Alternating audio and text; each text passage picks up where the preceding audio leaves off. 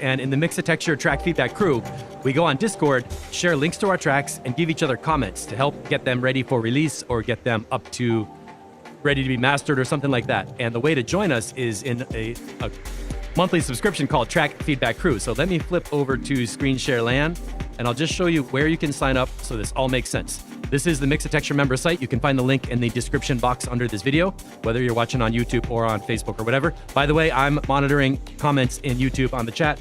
I see you guys over there saying hi, all right. And the Mixotexture member site is where you can find hands-on session lessons and free presets and fun stuff like that, such as the Track Feedback Crew. And all you do is click the button, sign up here, and put in your details to get access to all this cool stuff inside. Send me a private message if you want a coupon code. I can knock that price down below 20 bucks. And not only is it a whole bunch of helpful stuff on the members site, such as mixing and mastering engineers, record label contacts to help you get in touch with people, radio shows to help you find places to play your tracks and promote your live sets if you're doing it, as well as a massive section of replays for interviews and things like that. But also, you get into the Discord server where we have genre-specific track feedback, which means if you're making house or techno or psytrance, dub techno, downtempo beats, whatever, there's all these different genres. And you can post your track, get specific comments on it from people who are making the same style of music. So that means you get comments from people who understand how long the breakdown should be or whether or not you need a 2-minute intro. And what we're trying to do is help you out. Let me go back to camera land because this is probably the most important part. Camera land. And we're going to start in a second, I swear. There's 3 things every track has to do. You got to have some original sounds that are moving through time that stay interesting the whole way through the track, right? The sounds are tweaking knobs, whatever. You need to have a climax, which means your original sounds build up to something that emotionally takes us with you. The track has to take people along for a ride.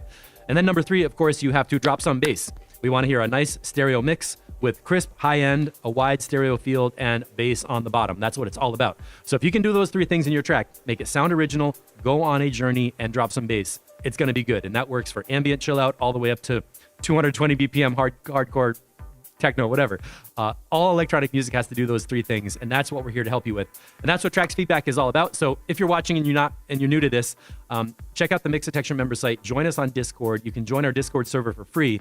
And when you join with a monthly subscription, which is like 19 bucks a month, private message me for a coupon code, you can get in and start getting your tracks reviewed on live video like we're going to do right now.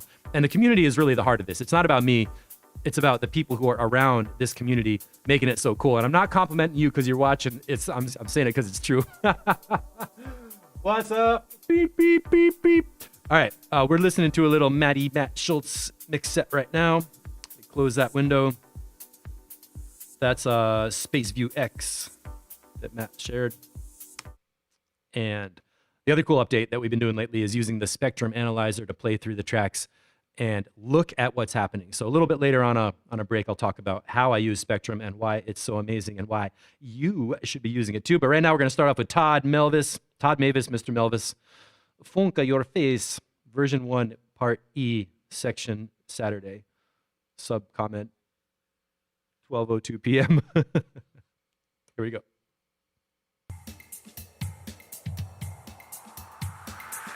That's me bringing up the master level.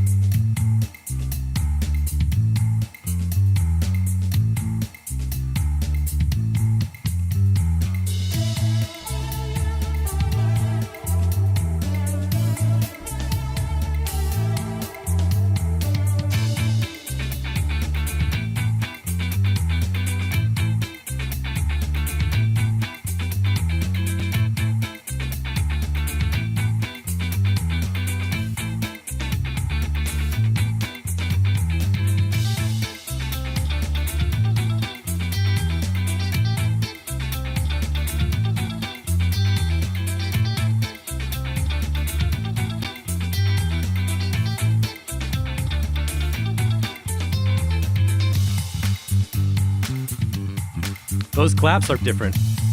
Nice and wide.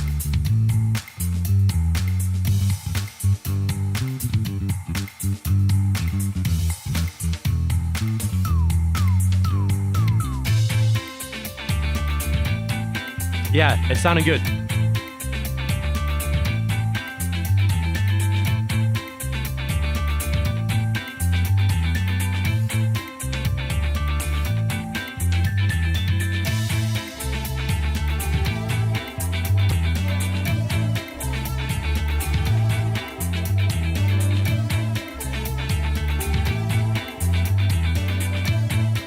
I hear what you're doing with the, all right, let me pause.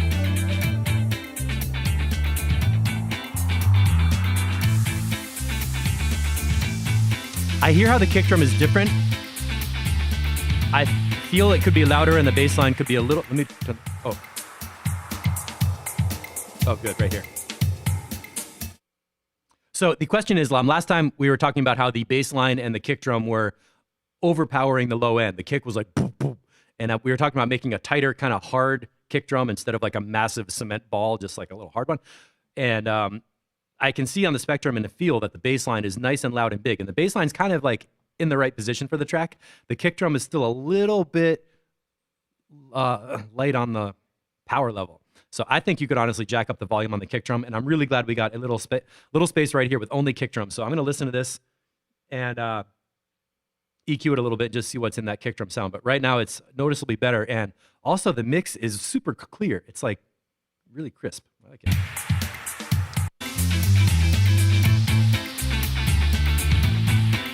Now let's look on the spectrum with the kick drum.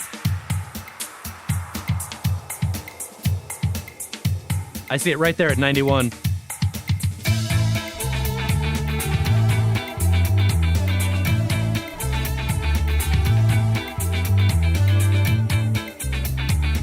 But I also see some bass notes happening right around 100 hertz and 90 hertz or something like that. So you could turn the kick drum up a little bit, and it's still a good idea to do a little bit of sidechain compression. So the kick is going to duck the bass with a really fast release time. So it's this is a situation where the sidechaining should not be noticeable. It shouldn't. You don't want to have the bass line being like, woof, woof, woof, like a big EDM pulse thing. You want it to be so subtle that you just get the kick drum. It's like, put, and then the compressor ducking. Like the bass line is just like, should just be coming at you at an even level, and the kick drum's like, boop, boop, boop, like popping little holes through it. Paul Robinson, Mark Troy, yeah. Oh my God, Scott Burke is here. Kick could cut through a little bit more. Yeah. And Oliver, okay, Oliver's saying that some of the percussion seem to be a little bit too far away.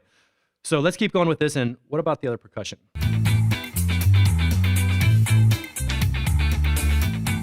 It's a long reverb on that, like clave sound.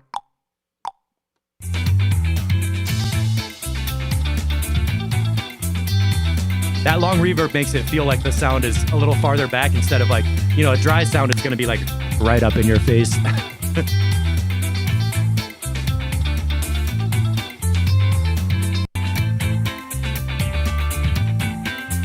Yeah.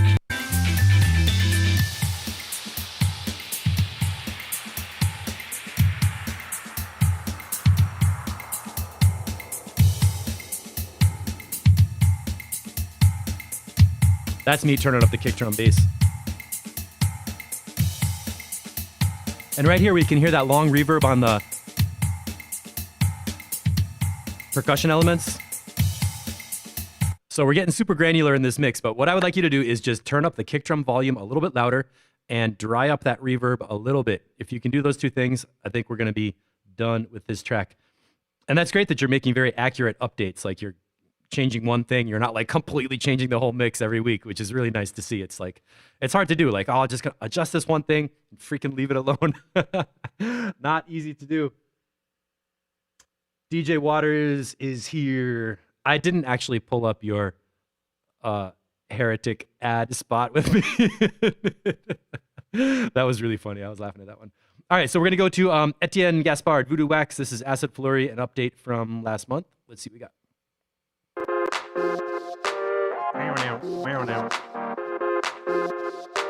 Mark, are you talking about that drum loop was caught a little bit late? That might have been a little bit of a glitchy thing too, I heard. That was a maybe.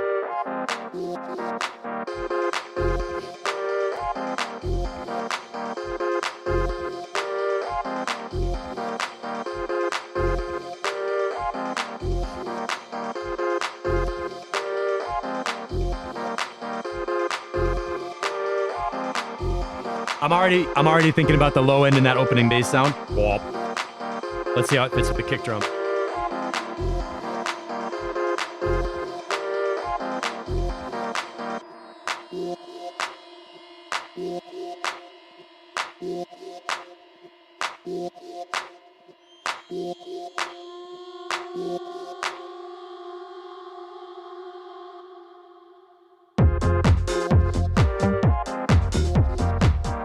That was a little bit of a weird gap before the drop, but okay.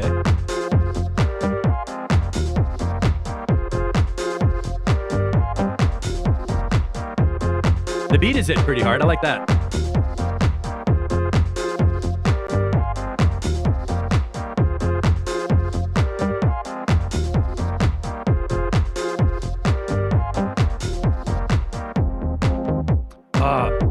I like this part.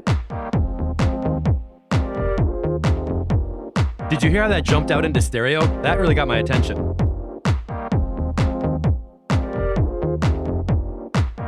It's really simple right here too. It's just a beat and like a cool synth. Down, down, down. Rhythmically simple. Wait. Again, this track has some really good elements, and simplicity is one of the things that can make or break your music. So a lot of times in our track feedback, we hear songs where there's like a lot of ideas and a lot of stuff happening, and then there's one magic section where it's like, that's the track. Like that is what you should have the whole track be, as simple as that, and then just make some variations on that one simple thing to make the whole thing work. And that's what I'm feeling right here. It's so easy to be in the groove with this. Boom, boom, boom, you know, just, and then if you add in that hi-hat, you know what I mean? Build it up. And that gap didn't work for me. How long was that?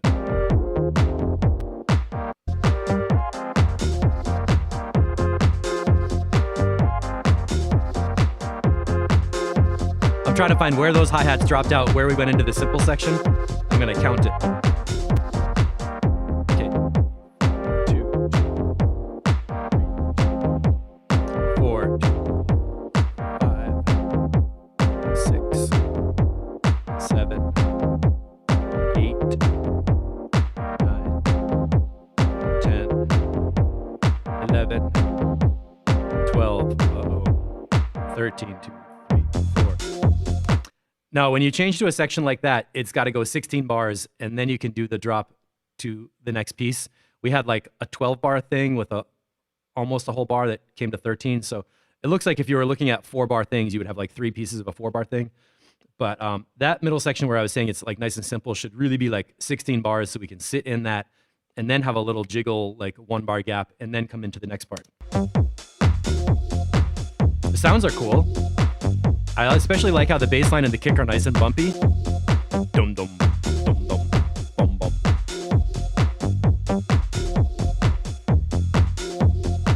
And the beat is pretty tight. I can feel the kick drum, the claps, the high end, the bass line. The mix is not bad. The structure has good ideas, but it's not. Maybe there's too much in there. I don't know.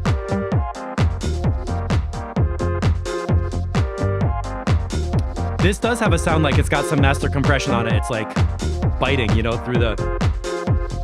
Could be. Let's see where else we go.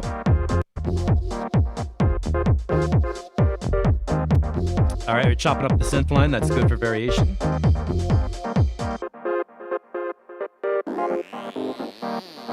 No way. I remember this lead. Okay.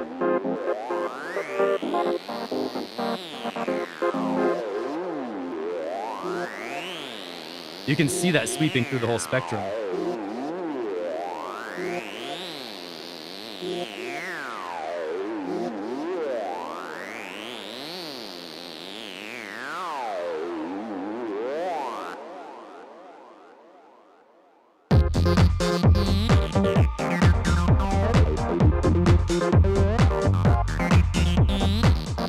That's a nice lead sound. I remember a lot of people liked that last time.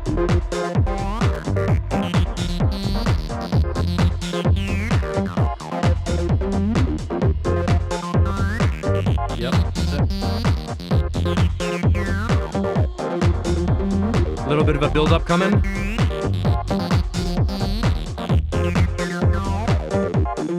That ride cymbal needs to be louder.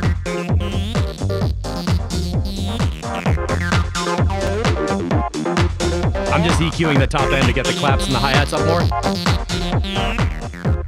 So for the mix, the lead synth is nice and loud, but the drums, like the high end of the drums, especially the ride cymbal, needs to be louder. And let's see how we get to the end of here. Yeah. So this track, the mix is not bad, and the sound design is definitely super cool. The challenge of this one is the song structure, where it takes a little bit of a while. It takes a little while to get into the track, and then it's not really clear how the sections are moving from one to the next because they're not a predictable length. And I don't mean predictable. Nobody's counting on the dance floor, but in your body, you can feel when a change comes too soon, and that's what happened at the beginning where I highlighted that part. So what I would do for this one is identify like the core simplicity of what's the most essential thing that has to happen, which for me is like this part right here, right? So once you have the most simple part that works, then identify the climax where you have everything all in that's going to be like the maximum texture or the maximum number of sounds, which is kind of like out here.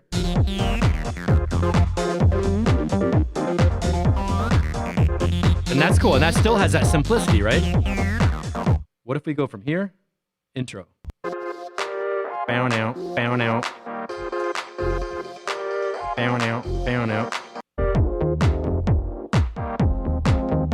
And you drop into this, and that's like a nice deep groove, right? And then we end up here. Bow now, bow now. That's the same simplicity, right? Bow now, bow now. That's how I interpret this track. There's basically three sections. There's that intro, the section one simple thing, and the climax thing with all the other stuff happening. And basically just get from like 1, 2, 3 to those sections and don't waste time leading up to them. And I don't know if I don't want to take more time to describe how I would build this out in a song form, but the idea is that you get to a peak climax and then at the end, you get back to the simple thing, like this part, and build back down from there. This actually sounds like an ending right here. This groove with no closed hi-hat on top sounds like an outro. So go 1, 2, 3, 4, right? Intro, basic beat, climax beat of everything, outro, and then an ending where you don't cut off the reverb. That's my crash course on song structure, and I want to do that a lot more. I would love to do more with just a little roadmap of what's coming. DJ Waters was asking about session view in the comments last week, and I love doing arrangements in session view where I basically make scenes going down in session view to talk about, like, you know, the intro is a scene, the basic groove is a scene, the peak climax is a scene, and then underneath one of those I put empty space and kind of build the variations. So there's like the basic drop, and then I add the hi-hat and add the ride or whatever. And after I have those chunks of the song built in session view, then I can press play on the master channel, record them all into the timeline, and have a song structure that goes through those sections. And then after that, do your automation and your mixing and your reverbs and everything and make it all come together. So that's kind of like how I get from sound design through song structure and mixing. Not that anybody asked, but I thought I'd tell you. VST second half. Yeah. The second half of the track was really interesting. Had some cool sounds. The first half is like way too long. That's pretty much what I was saying. Like, just get to the point faster and give us the good shit, and don't waste so much time leading up to it because you don't have to. Let's go into OSP pre-master 6 hours ago. I think this is time. Reset my EQs. JamX, what's going on? All right, here we go.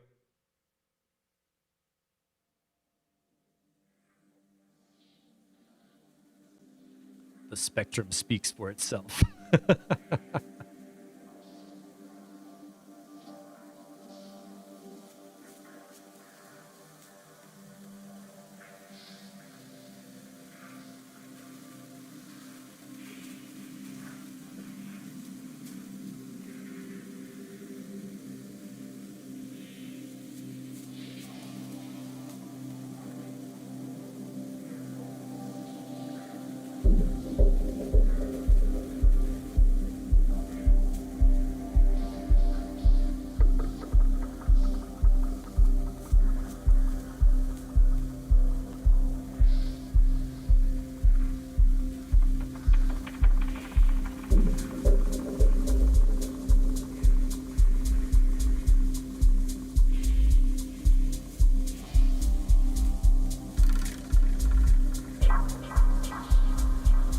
Thumbs up on the stereo field.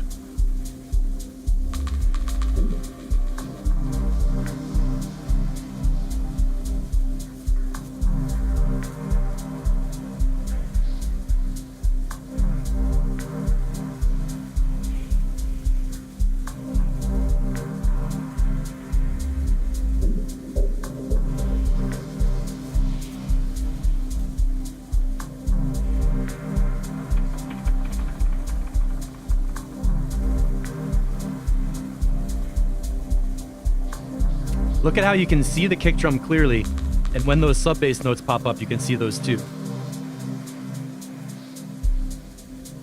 There's the kick.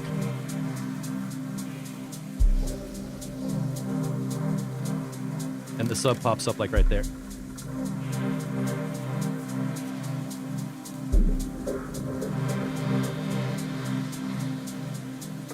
Also notice that when the kick and the sub are gone, there's like not much below 100 hertz.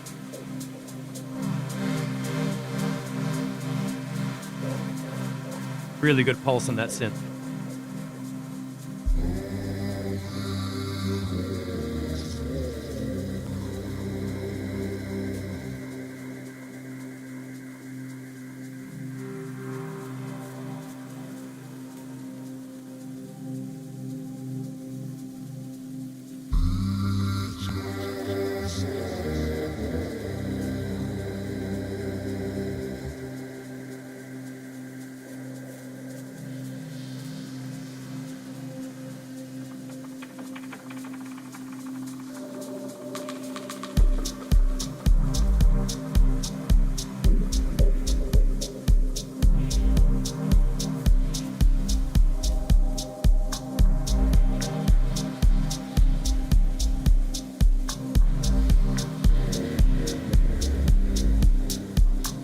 It's amazing. That low voice pops in just in that curve right there, down to like 60s, and that sub pulse is right there around 50. You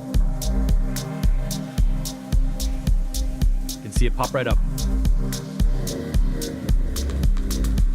So each one of these sounds, even though they're all in the low frequency spectrum, they're actually in, each one is in its own tight little band of sound, not competing against the other. So they blend.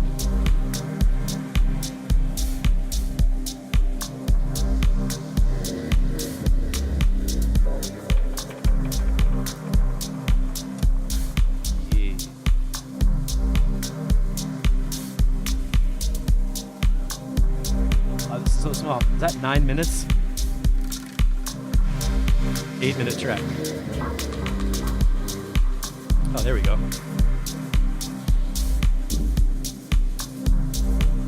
I think I might have to skip ahead. This track is so good, I don't imagine we're gonna need a lot of feedback in the arrangement.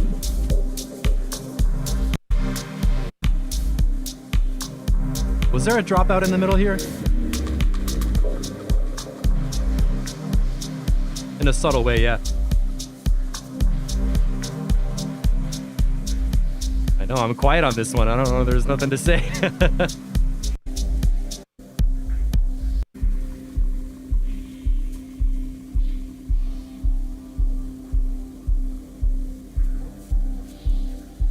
I really like that fizzy, crackly background sound. It's like a drone, kind of, just...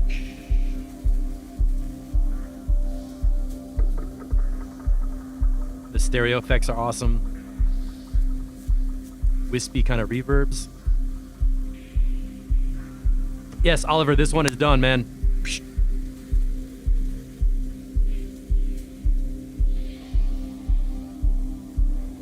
Ooh, dropping secrets. Kick drum is an instrument rack with 3 operators in parallel. That sounds like we need to do an interview on that one and see your technique.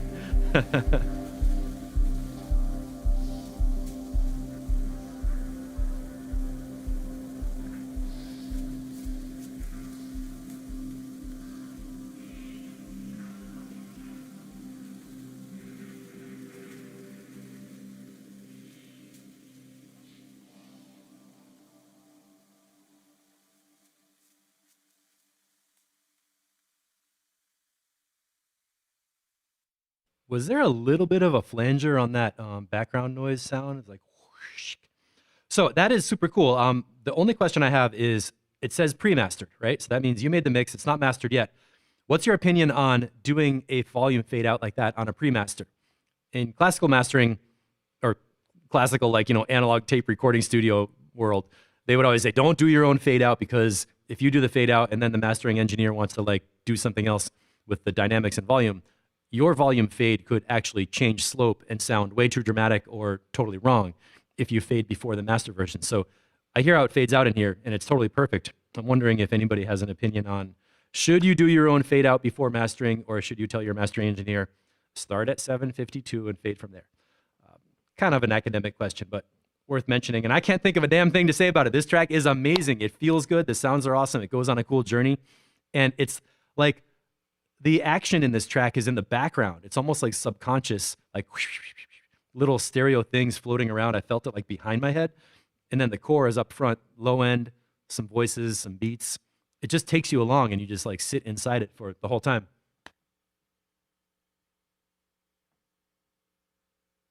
Ah, good comment. Yep. Yeah, flanger on the noise. Yeah. Like when you do movies, the boom mic is not. Oh, DJ Water, where would you play this live? It's way quiet, just curious. There are such, I mean, some places you still have chill out rooms or like the down tempo stage or like the early morning or like the last track of a morning after a banger and the sunrise is on, and or it could be an intro track. I don't know. I've never been to a dub techno party where it's all dub techno, but I guess if people were really into it, you could dance to that. I don't know. Speaking of dub techno, here we have Matt Schultz. And Matt Schultz, don't go out for 20 minutes. What? Here we go. Playing your track.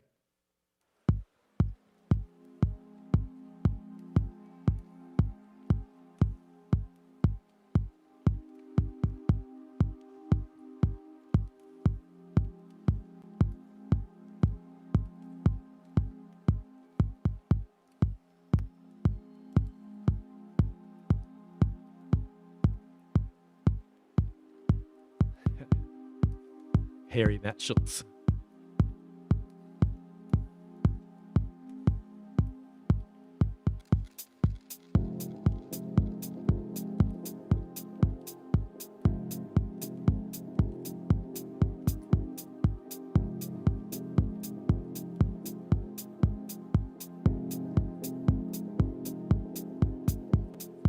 I'm going to push this one up a little louder here. That's me doing it.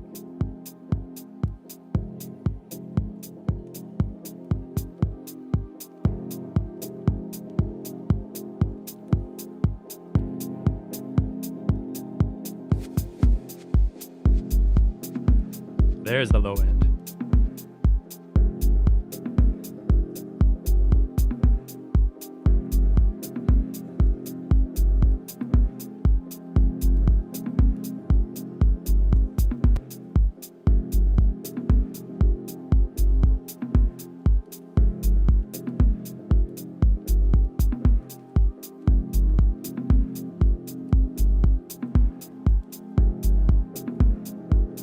Again, a really nice, smooth, soft vibe.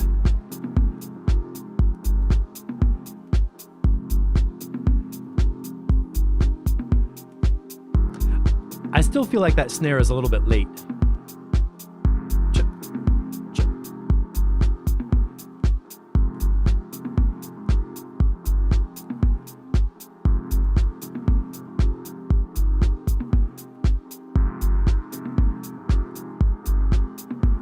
Great mid-range synth right there. It's a little bit burnt, like a little bit of fuzz on there. Nobody knows what's going on. Nobody knows. Nobody has the faintest idea. Voice is way better now. Guesses are lies. You may be sure of it. And so, to pretend that one human being will lead another out of the dark night of ignorance and into the shining light of truth is ludicrous. Absolutely grotesque. Turn off my phone. Yeah, the vocal sounds much better this time. That's that shaker sound that was some Foley effects.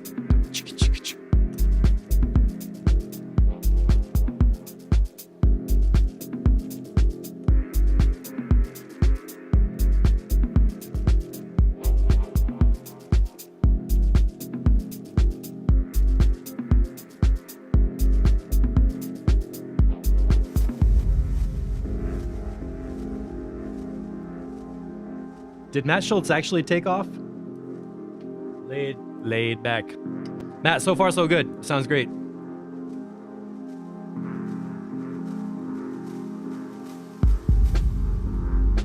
Ooh, the reverb came at us there.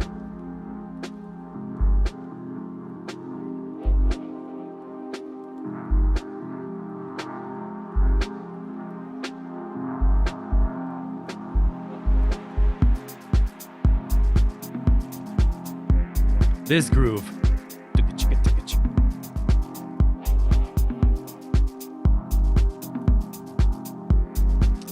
Is Terrence coming back?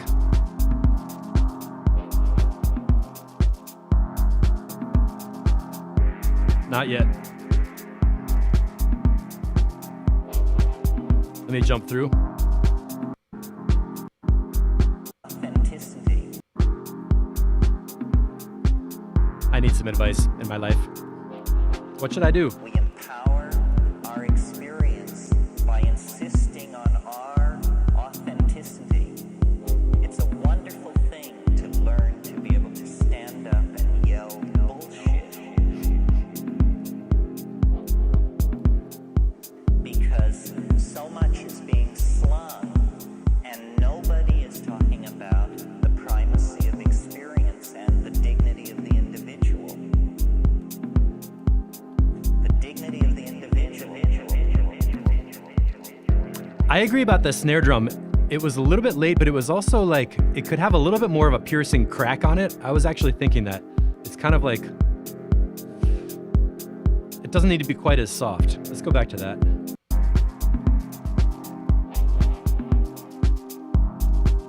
Maybe it's just a volume thing. A little bit more on the snare, maybe.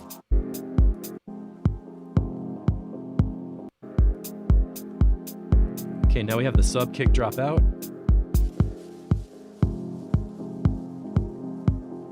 And we're left with the upper kick only.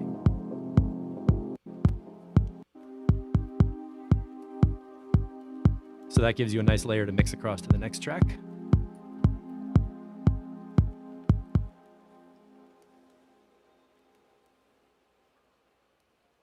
Okay, I think you need some flanger on your sounds at the end. No, I'm just kidding. This is such a tiny thing, but the snare feels like it was a little bit late in the beat, like a little bit too lazy. And you could either raise the volume, but I would do it to raise the volume. What I would do is just think of using the EQ to raise the volume of one frequency band of the snare. And I would say, look for possibly like 6K for that papery, kind of almost like snappy sound, or like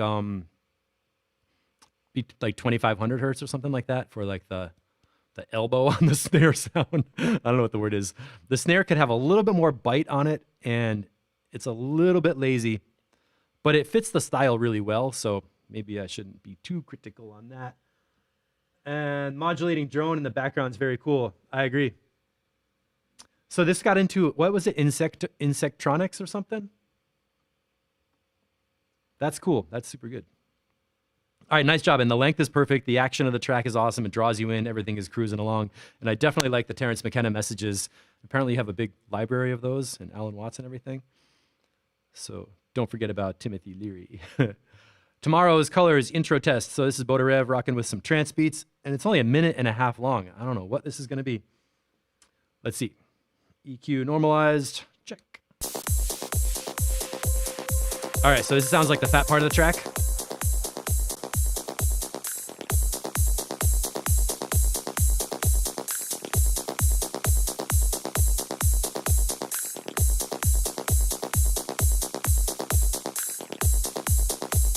All right. Going up. There you go. On the topic of snares, that was a papery snare that had a really nice high frequency bite. Let's just see if we can see that on the spectrum. I don't know if I'm being a super nerd here, but let's see.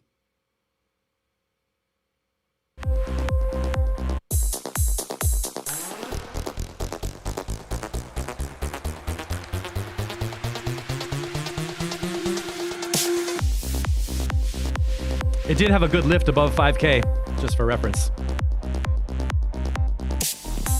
Oh, this lead coming in is great. Bow, bow, bow.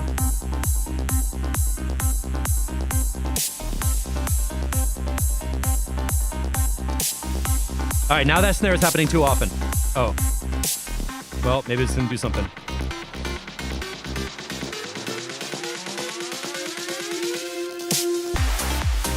All right, cool. That's like the main drop.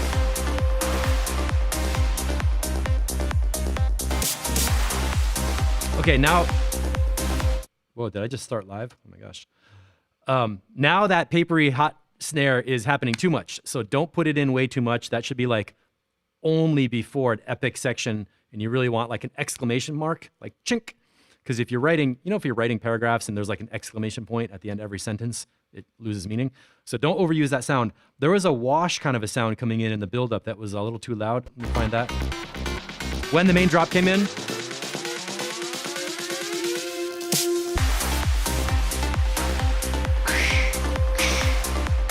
that is too loud. That whoosh.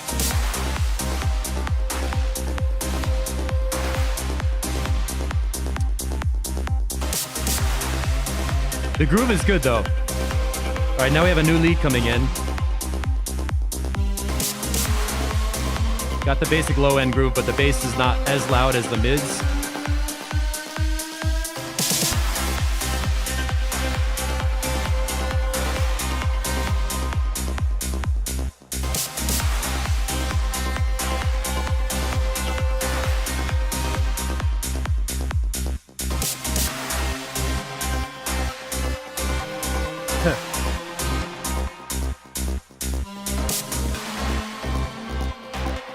Got the sub right there by itself. That's good.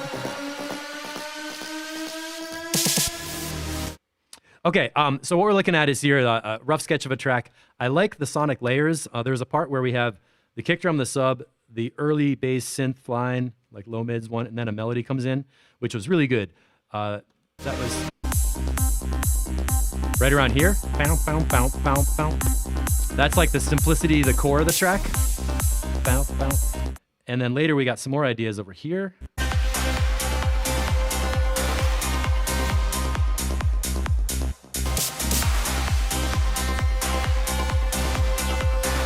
And I can still relate to where the core is, but there is too much going on with the effects and swells, especially that whoosh, whoosh, whoosh kind of thing that was over here. It's like whoosh, whoosh.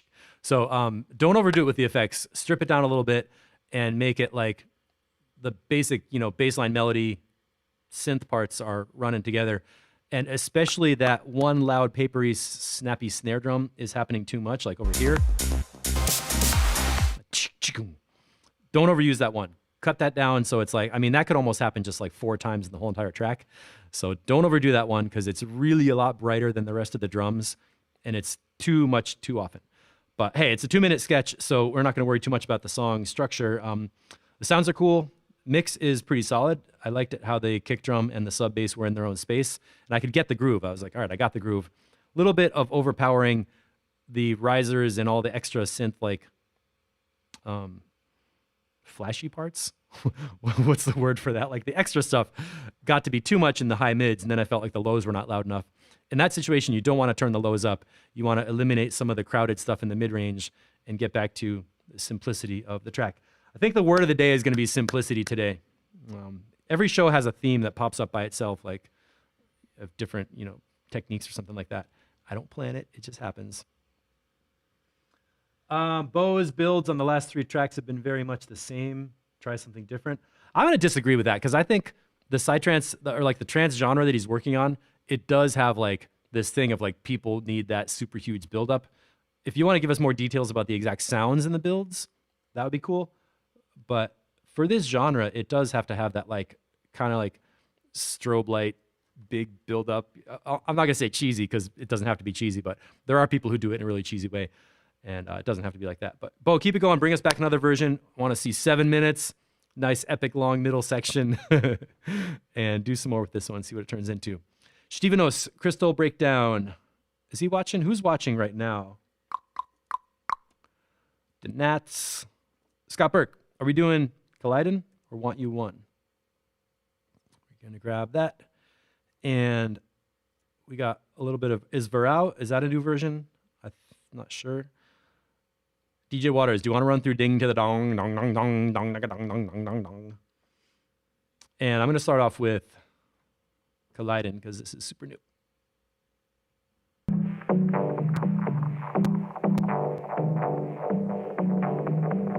Wait.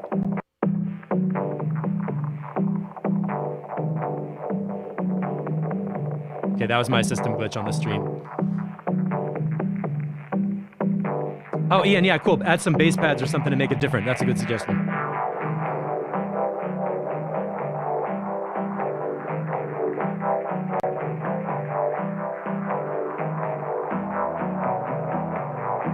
It's kind of mid-rangey right now.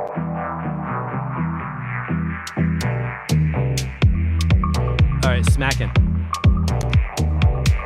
I want to give some more definition. When I said it's kind of mid-rangey, I was feeling it somewhere from 800 to I don't know where. Let's just go through that again. I'm going to EQ a little bit and see if I can pull down the part that I was hearing. That might explain it better.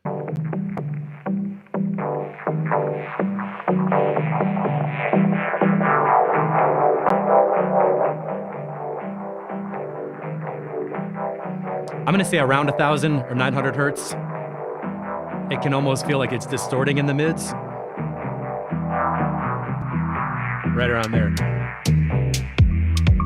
The kick drum comes in smacking though.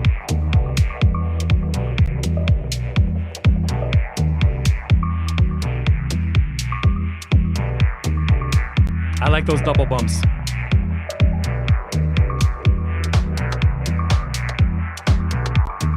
All right, beats are in the pocket for sure.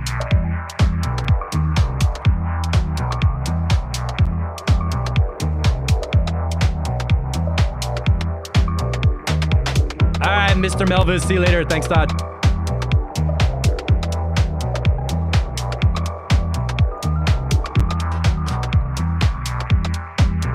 This is cool. Minute 14, right on time.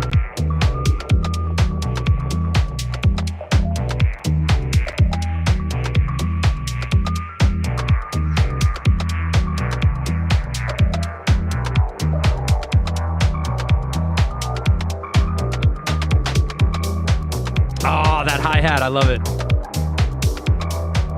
Sometimes the one closed hi-hat is all you need to keep the song, like, give it like an energy boost.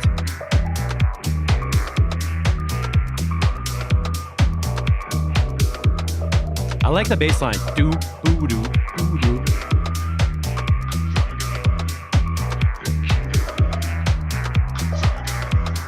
Okay, the vocal.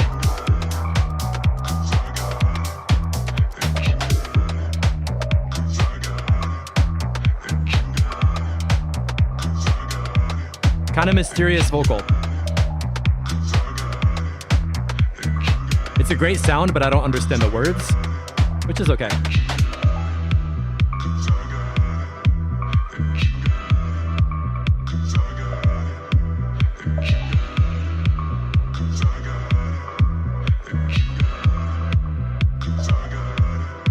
So Maxime,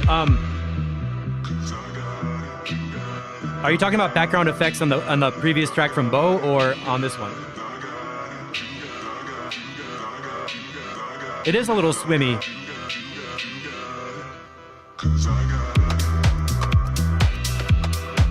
All right. Yeah, the background, it's like there is a reverb and a delay happening that have a long feedback time or a long decay time. So things that are going up into the echo space are staying there. And I want to comment again about mid-range. This time in this little break, there's a kind of a metallic buzzy sound that is like a ping kind of thing. Let's check that out.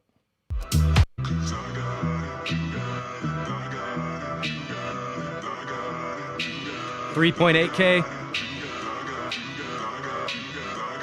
and 2.6. Those are places our ears are really sensitive. So that sound, you might want to dip out some EQ or maybe lower the level just a little bit. It gets your attention right here and fits, but in that empty space, it was a little too much. Okay, I'm not sure if this stream is going to restart.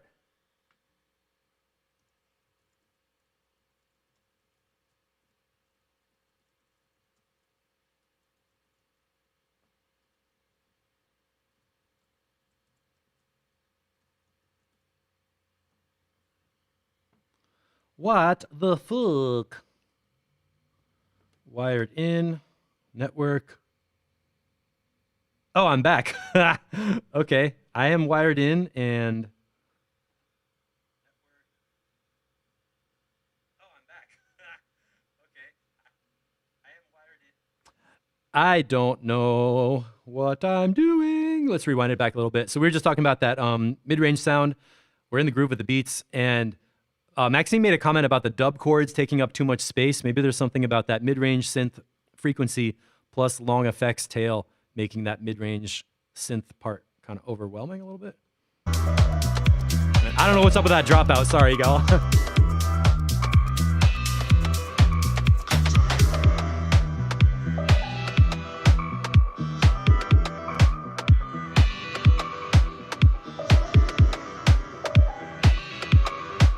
Is it that sound? Maybe, yeah. Chang. Yeah.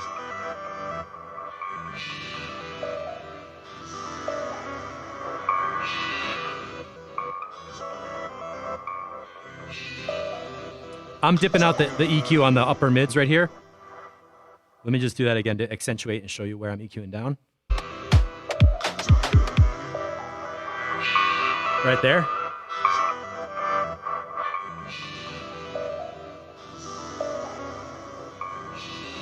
Just dipping out a parametric EQ around 3.5K is going to help a lot for the mid-range. It's like a pointy bandpass filter with too much resonance. It's like that upper mid thing is boosted up, almost like from 900 up to 3000. If you have a mid-rangey peak in a sound, it can really overwhelm our hearing because we're sensitive to those things. Sorry about the stream getting cut off. Scott Burke, let me know if that feedback makes sense. I like the structure of it a lot, and I especially like how the beats feel so tight. I'm going to lump up the low end a little bit.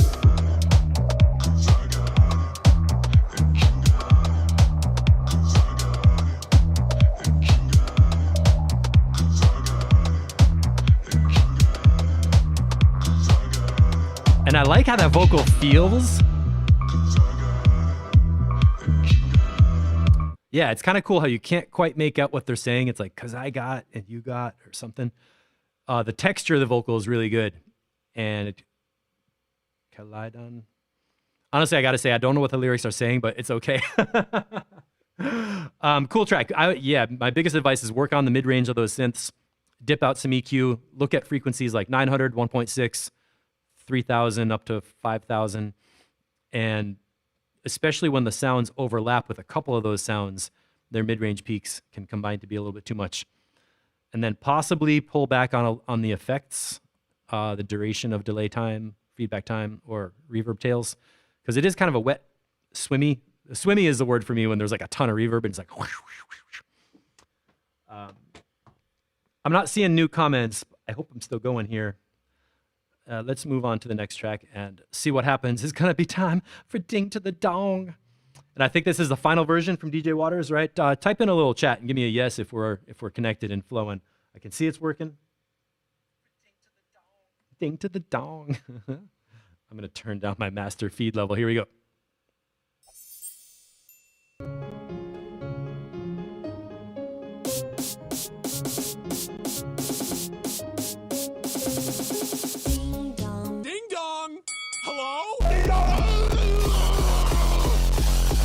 All right, this is great. Let me dish out a compliment right away.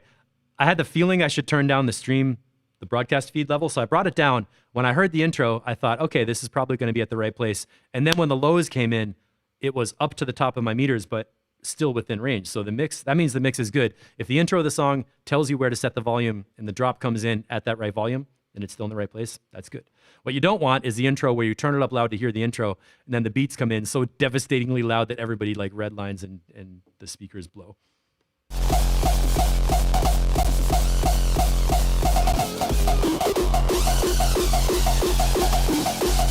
These tracks are so much fun.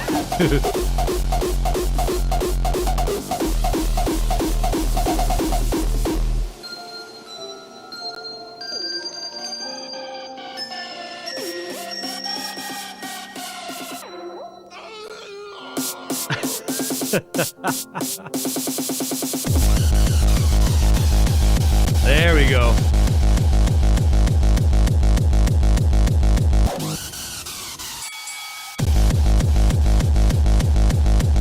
Now I can relax with the beats.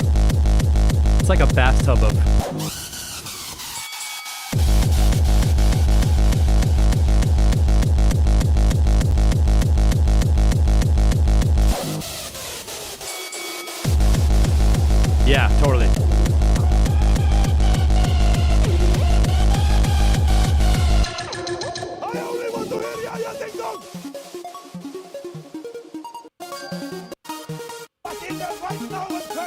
I'm just gonna skip through a bit.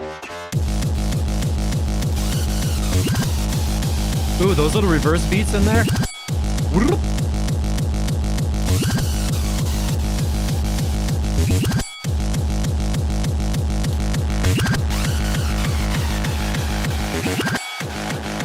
That's me on the EQ, I'm just playing around.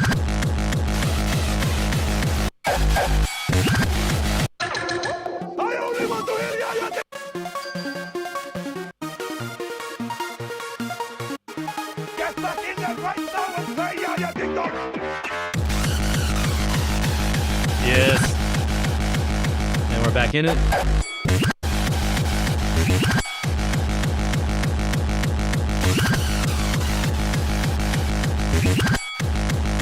Yeah, this is all totally cool. I love those little backspins.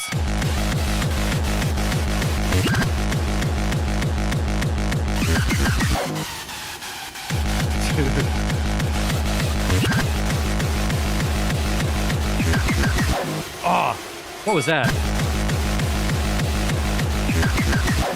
That was cool. Pop, pop, pop, pop, pop.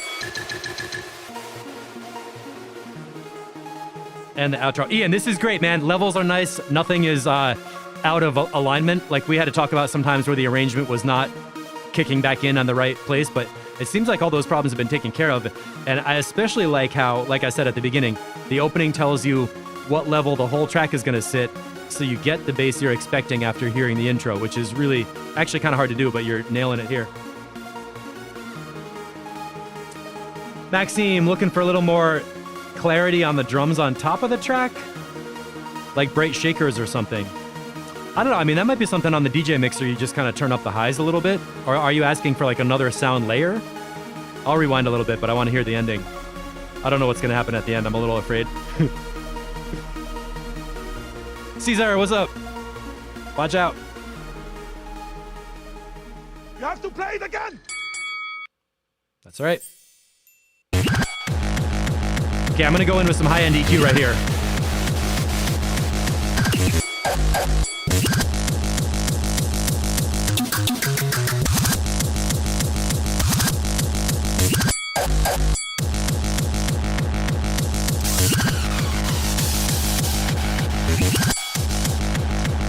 Yeah, I like it with the high shelf EQ boosted up quite a bit, actually. So on the DJ mixer, I would take the high end up to like, the high knob up to like 3 o'clock position. And there is something in here that has the sense of grammar or people talking, like.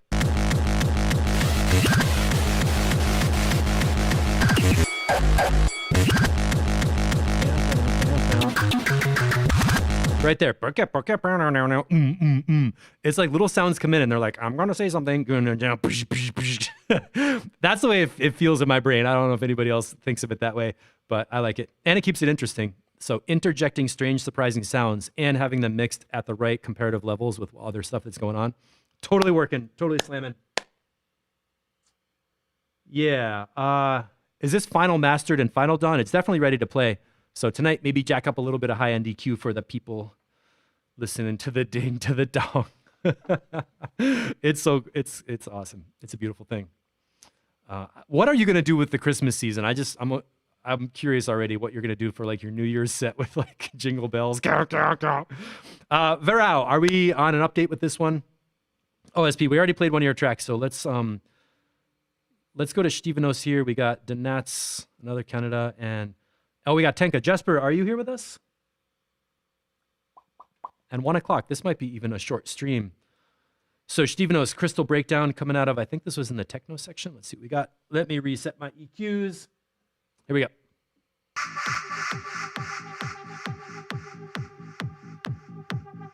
Jingle bollocks.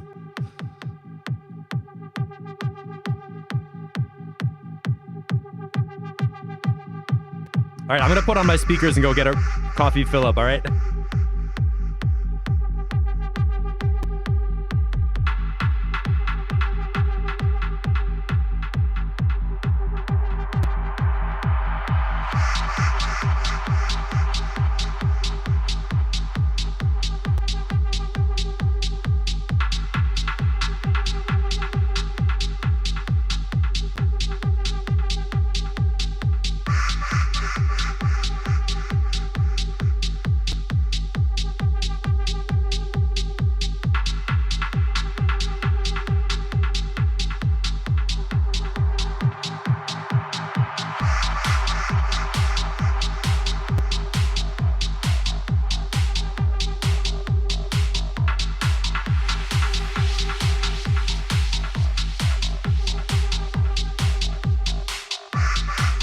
All right, I'm back.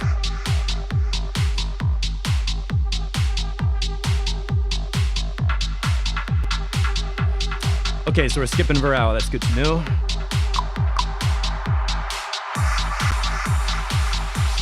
So far, so good. It's kind of got like a slow build-up kind of a vibe.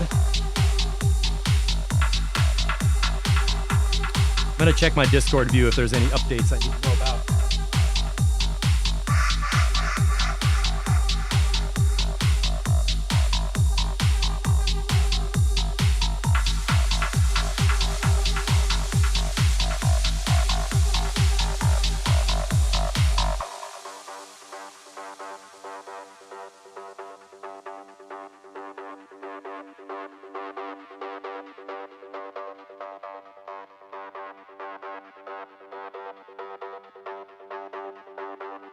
Oh, good. Caesar, I just saw your track, so I can grab that.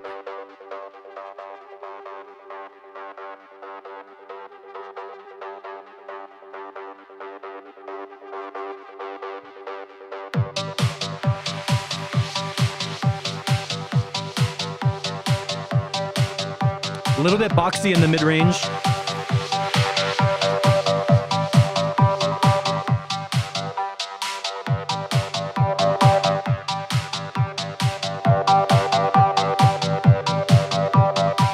With this kind of a sound, I'd be looking for around 600 hertz, 500 hertz, something there in the bass line to dip out a little bit. And there we go. Now the kick drum comes back.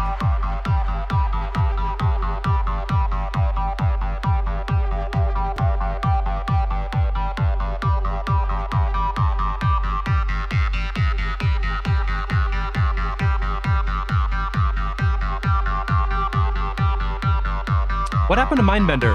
Is Morton still here?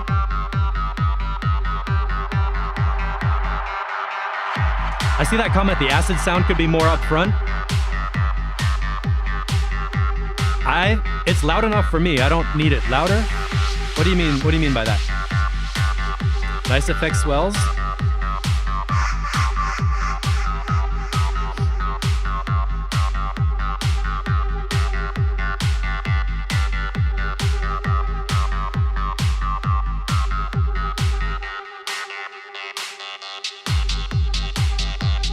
I like that new close hi-hat sound. Cruising along.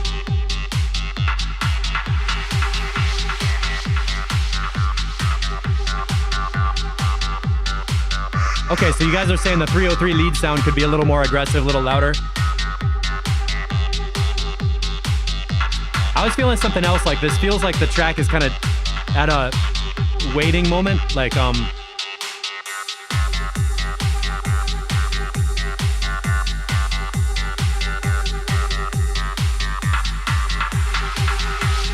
we're gonna go through minute by minute and see what comes in. I'm getting a feeling like I'm waiting for something to happen. It could be because the lead sound, it's not the volume of the lead, but the rhythm of it is like down, down, out, down, down, out, down, out, down. And that has like a kind of a break beat, but it's like a pregnant pause break beat. And what I'm expecting, maybe it's from listening to Mind Better, but I'm expecting that constant 16th note where it's like with a constant stream of arpeggiated notes to make the whole thing feel faster, not like BPM faster, but like rhythmically it feels faster. I don't know. You guys have all good suggestions. Little wider, little distortion. Multi-band compressor on the 303 on the 1K area. We got our own secret language. Yo, you need some MB on the 1K at 303.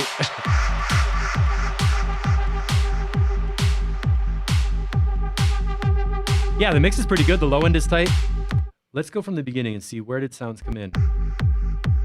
Okay.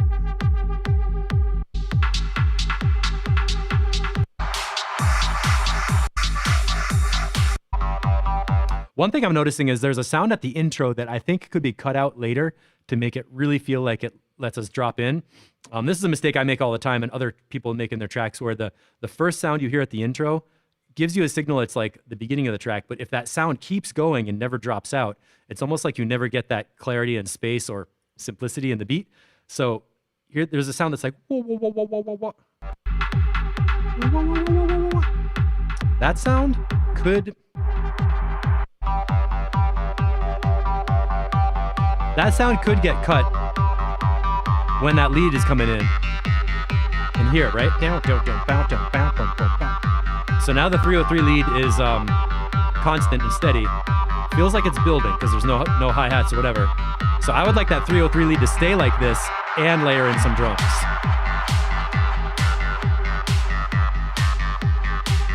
And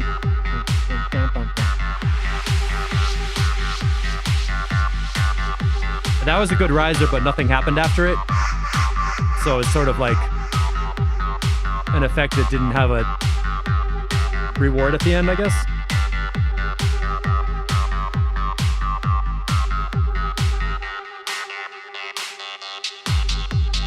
Yeah, a couple seconds ago, we had a nice big swell, like a whoosh, whoosh, whoosh, whoosh, but then nothing happened at it. And here we have a gap with a beat drop where a new hi-hat comes in, but there was no transition sound leading up to it. So I would just basically take this white noise sweep thing and put it a little bit later.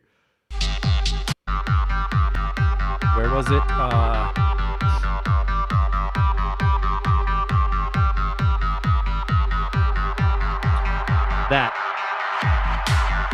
That big sweepy sound at 321, I think it would fit better. You don't really need it right there, and it would probably fit better coming in here at 350.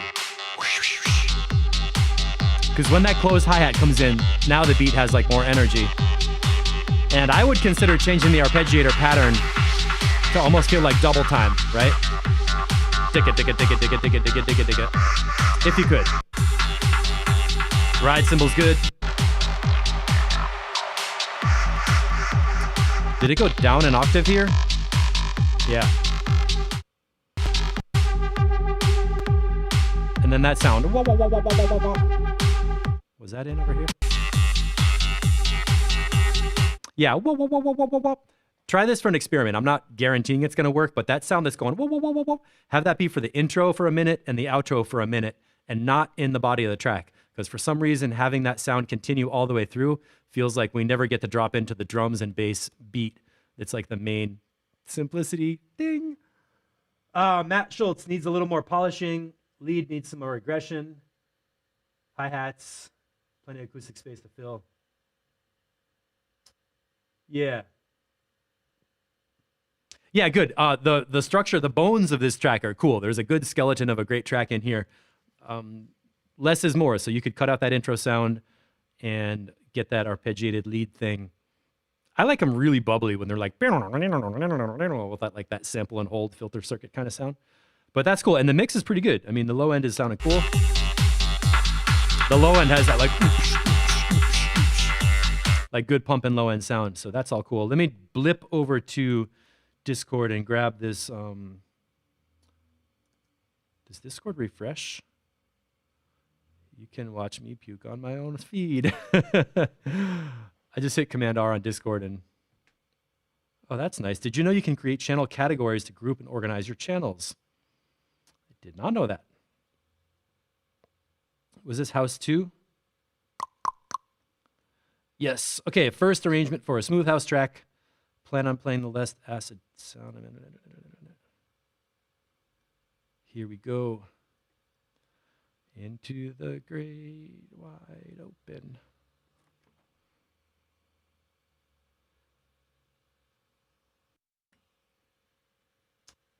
Yep, drops to a more layered, low down pattern. No. Okay, here we go, house 2. 30 minutes ago, so fresh. Where's the music? Oh.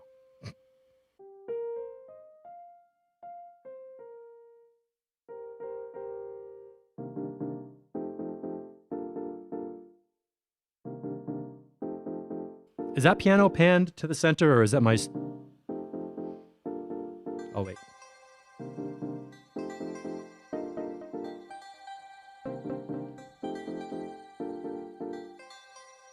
Nice jazzy chords coming in here.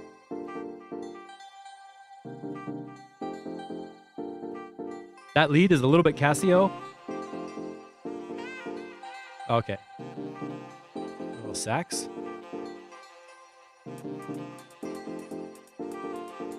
Teasing the beat, all right.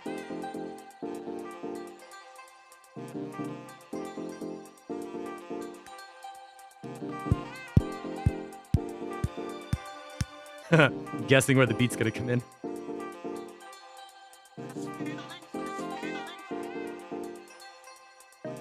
That vocal, what was that?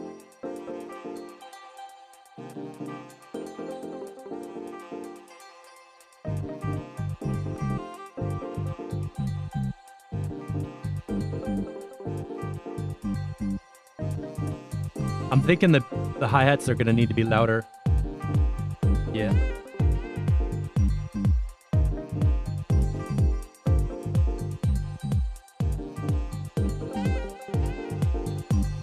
So I just brought down the low end, brought up the high end, and I'm raising the volume just for a rough mix kind of feel.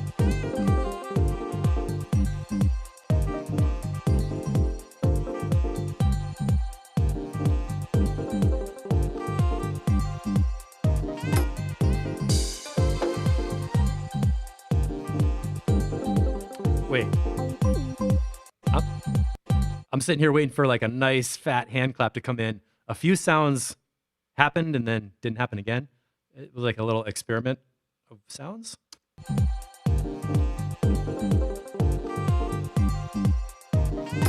Right there. And a string sample. If all those sounds come in, this is gonna be great. Got a little bit of a disco violins kind of a feel. Put some delay on that.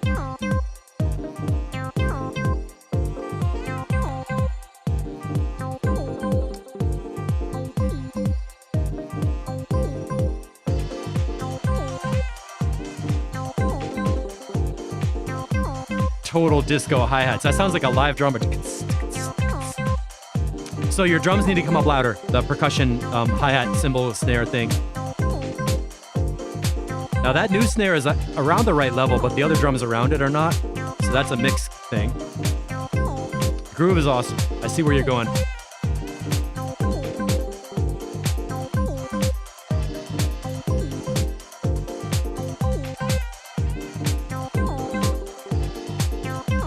Yeah, cool sounds. The sonic palette is great for the layers of sounds in here.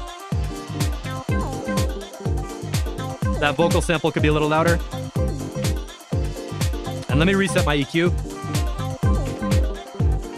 That's flat EQ, so the low end is too big compared to everything else in the track.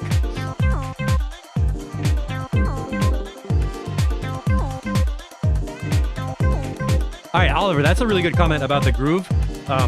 One hi-hat is on the clean 16ths and the other one's like swinging. It is a little bit of like a push and pull, I guess, rhythmically.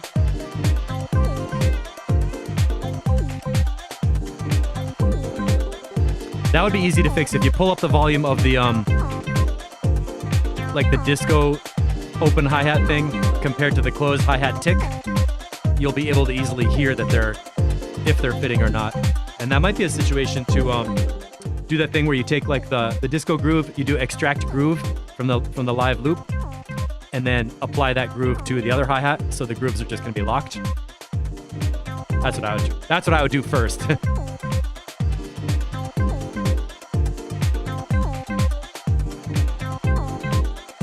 Yeah, just triggering some samples too early. That's what I thought.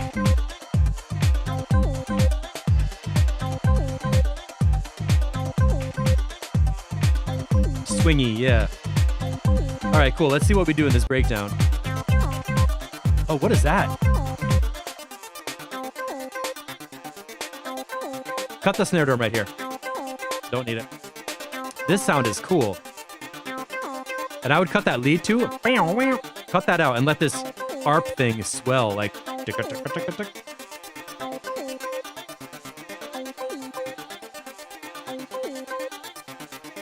It might be cool to keep the vocal sample out until here. So this arpeggiated thing comes in and the vocal comes in together. And it's like a new direction. Yeah, this part's cool. Those notes getting longer.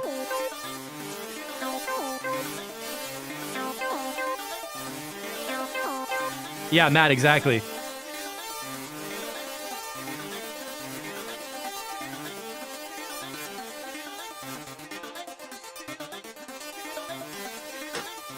That's what we were talking about last week. note duration in the build-ups to make a climax from changing the duration of the sounds you already have. Makes a great transition. Oh, Jasper, yeah, comments are on YouTube. We'll get to your track after this.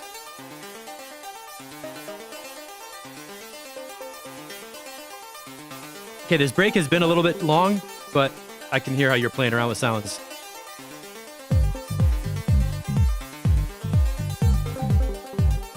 So the elements of this breakdown, there was a part where this new sound came in that's like, and the notes got longer and longer, and it felt like it was growing around here.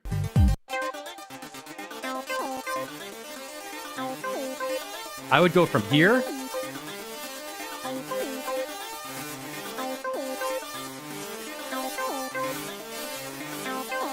that part where the notes are getting longer and the sound is getting bigger and taking up more and more space. Assuming you already cut the lead melody that's like that, let that mid-range synth bubbling thing just totally take over and go into a delay and like a wow, wow, wow, wow, and then go right to the drop over here. And bring in the low end when it's still finishing the echoes, and it'll be sick.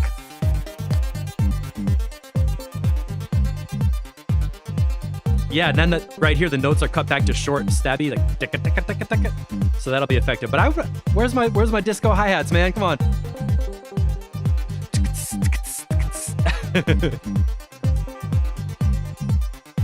Because it feels like, again, like I'm waiting.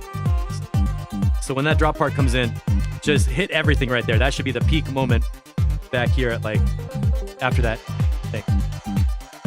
Okay, there's the disco hats. Again, those need to be louder.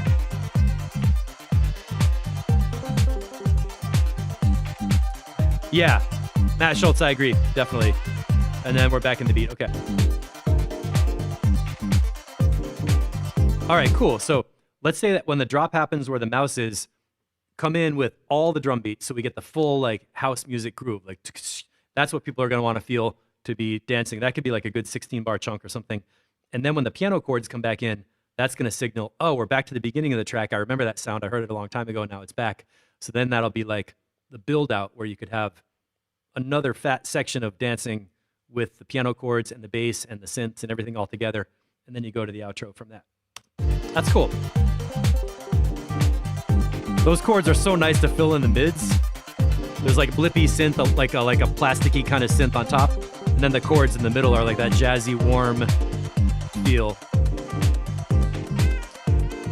Bass sound is great, kick drum's good.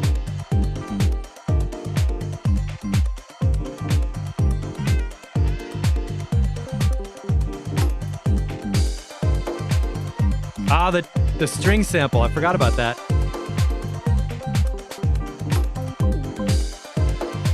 I can hear that these are like new sounds that are just kind of coming in, but that's great. Keep the string sound for the end like that. It adds a nice new layer on top of keep the ending interesting. No.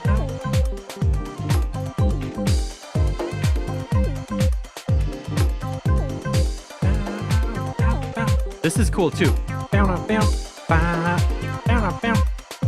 What I'm doing here is looking at how these are interlocking sounds in the mid-range. So there's a lead melody, string sample, lead melody. They're not overlapping on top of each other. They're just happening like sequentially.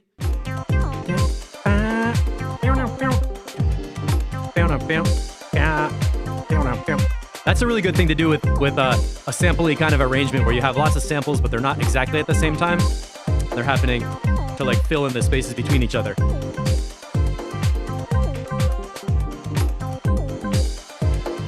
Okay, and the ending is just gonna be, we're gonna get dropped off a cliff, I can tell. Stop. Awesome. All right, this track has super vibe and soul. Definitely feel it coming together. We talked about a bunch of mixed notes. Of course, it's like a totally raw track, so who cares? And mainly for that main drop and transition, cut out the lead melody thing and let that new sound take the whole center stage. Use that note duration tweak with some effects to make the main build up. And then when the beat comes in, hit with all the hi-hats and all that house music vibe with the percussion right there. That'll make that section work. Then you can bring in the keys and keep going from there. I hope my fantastic genius mix advice is helping. I'm joking. The core is there. The elements are in and fitting. Is DJ Waters leaving? You got to split loads to get ready before I go live tonight. Drop us a link. All year. Oh, my God. 3 hours, no limits. Congratulations, man. It's great to see you're getting such a good success and good following with what you're doing. And everybody remember, the weirder you are, the easier it is for people to find you. And I mean that in the best possible way. Whatever you're doing, if you think it's weird or strange or there's like nobody else that loves it, there's definitely people that love it and they're out there. They want to find you. So put it out there and don't be shy.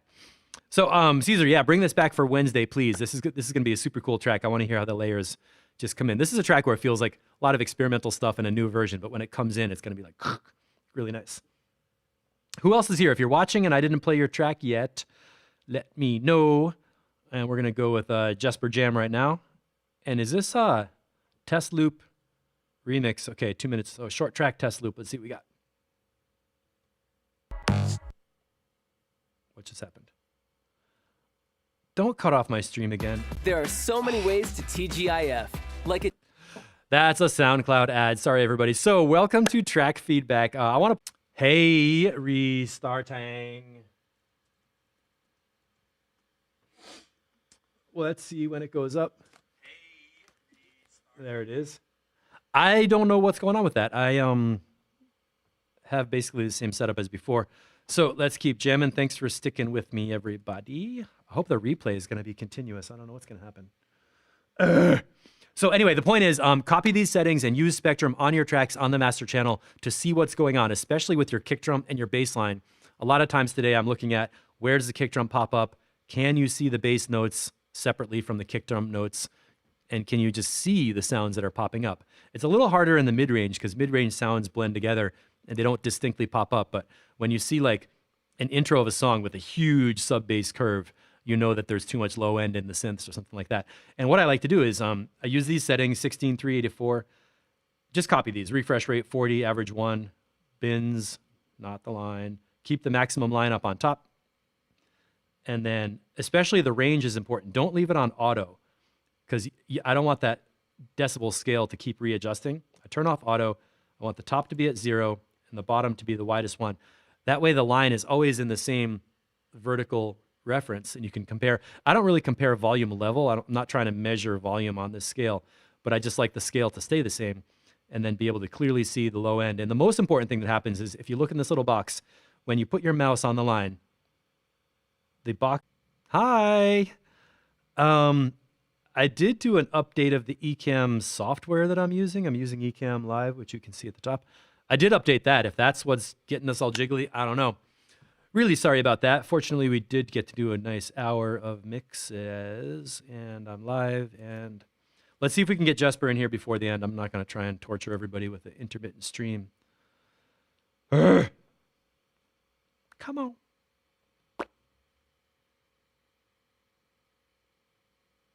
I don't know.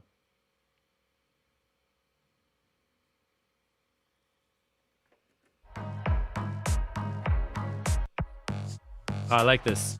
All right, let's go for it.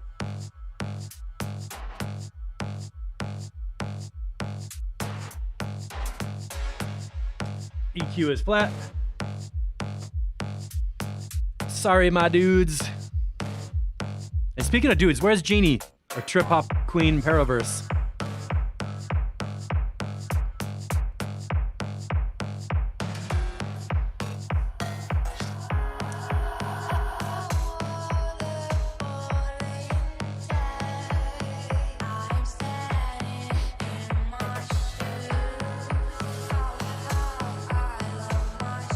Cool sound so far. I can hear all the different layers.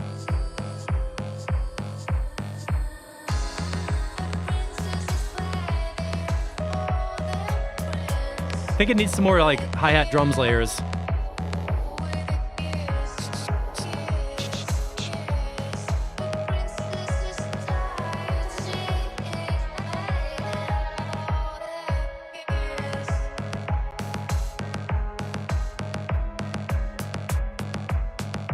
Okay, there's some drums. I hear the sidetrans groove on the bottom totally. did it, did it. It's got that rhythm.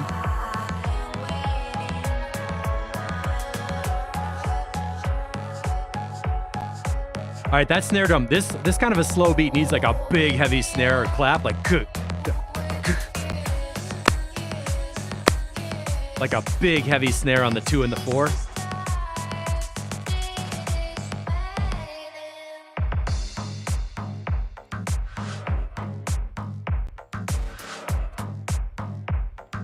Okay.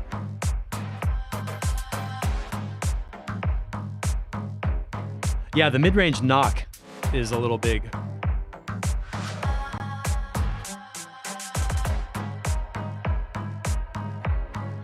Now it feels like it's kind of settling down into a track, but oh.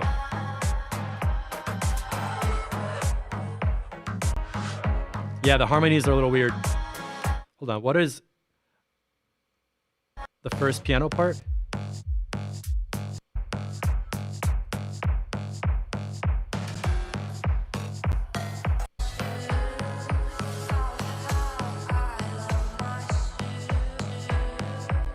Yeah, down, down. There's a harmonic, strange. It's got that like Halloween piano chord sound, like down, down, almost like a tritone sound.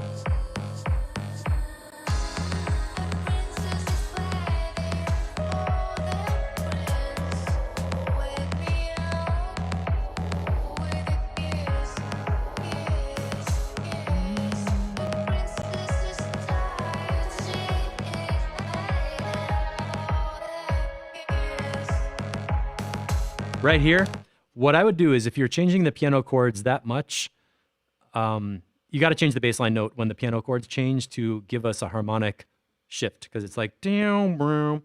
The vocal melody is working okay. It seems like the vocal pitch does hit a chord tone in the second chord, but when the bass line stays on the same note, then it feels like harmonically the upper parts are shifting to a new kind of chord, and the bass line's not letting you go there. You hate infected mushroom. It's like if you're dancing and you hit the wall by mistake. Oh shit, who put that there? Yeah, main thing is change the bass line note to change with the piano chords. And that's almost a universal thing you should do.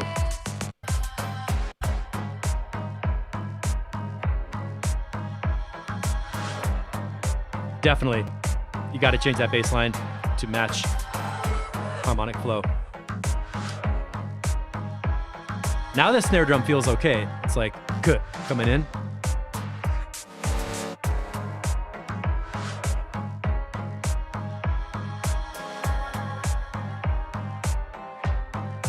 Okay.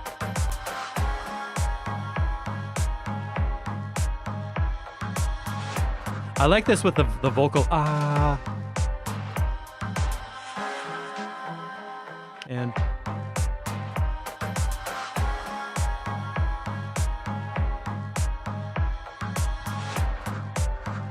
yeah. It'll flow a lot better when that bass line locks in, and it seems like you wait a really long time to bring in the hi-hat and snares. Oh, you just made it today. Okay, well, that makes sense. I think a pretty cool pre-rock era.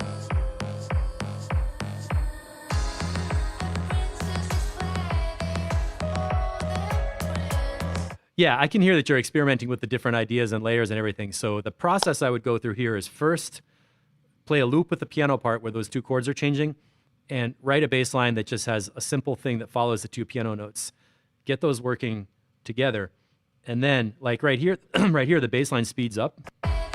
Did it, did it, did it, did it.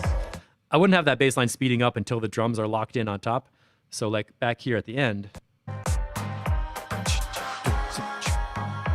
Now it feels a little bouncy because it has that nice snare on the backbeat.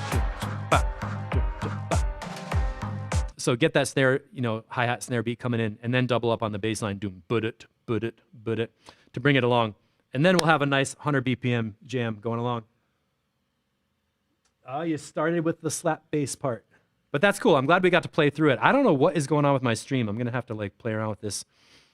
Let's see. And Scott Burke, while you're here, is Want You 1, is that an update that we should play or what? Let's check out Denats real quick. Bouncy Adam Hatfield style.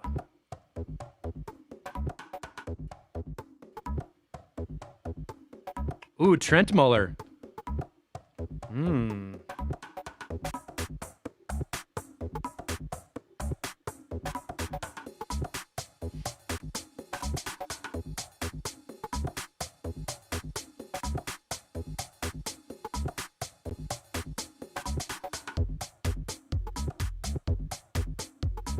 That kick drum didn't drop loud enough.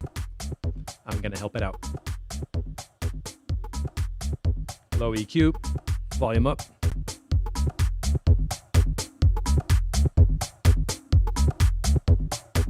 Here's flat EQ. Let's stop. I want to see this. Let's see what does the low end look like before that kick drum comes in?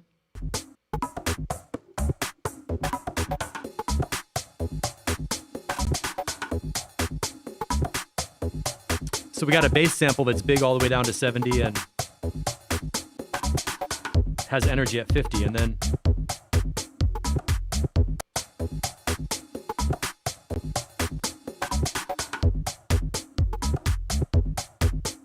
I can see the kick drum coming in at 45 hertz, but it's not loud enough compared to what the synth is doing. But fortunately, that sample that's going that has a lot of mid-range and a lot of highs, so you don't actually need sub-bass in that one to have it rhythmically function. Watch this, I'll cut out the low.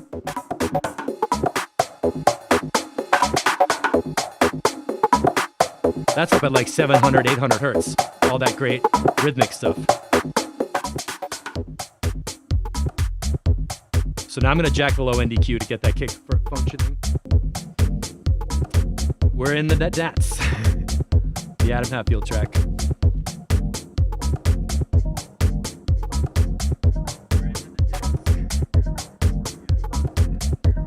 Oh, Scott Burke, okay. The kick works on speakers, that's good. I have my low end EQ boosted up right now though.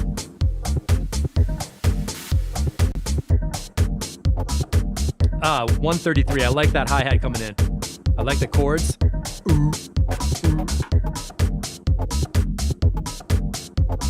That's a good suggestion. The kick drum could use a bit of a click kind of transient to like really like smack the, whatever you do on your kick drums works really well. Like that smacky thing where I hear the kick like,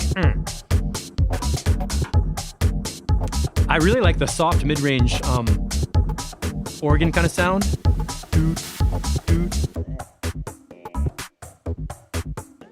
Let me just go back. I saw that organ on the Spectrum.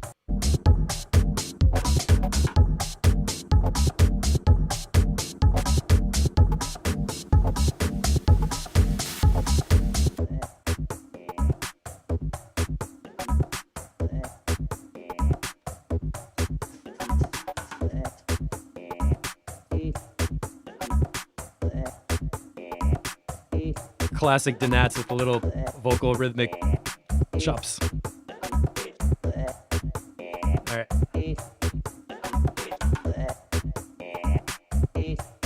This part is dragging a little bit. It feels like the sounds should be changing to indicate a transition of some kind. Kind of just in a waiting pattern right now. Do we get a transition?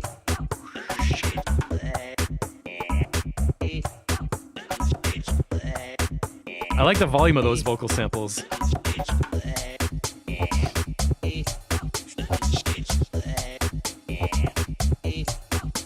Okay, new cymbals coming in, that's good.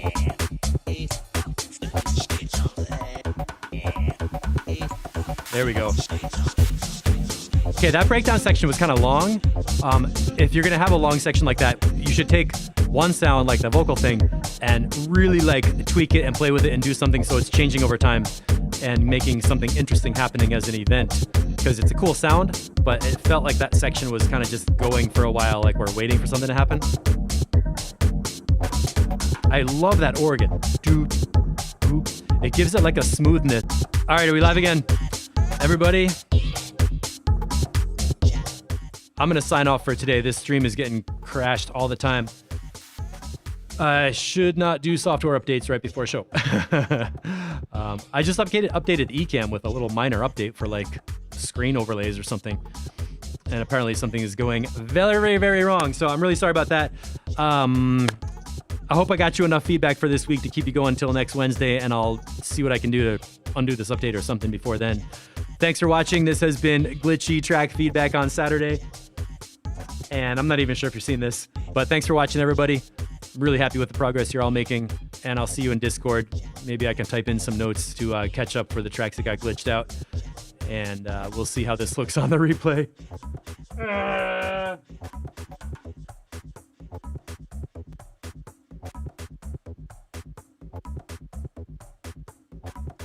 And who knows, maybe it's time to completely ditch this whole streaming thing and just only do feedback live in Discord. I've been talking about getting that going. Really want that to happen soon. So if you can hear this,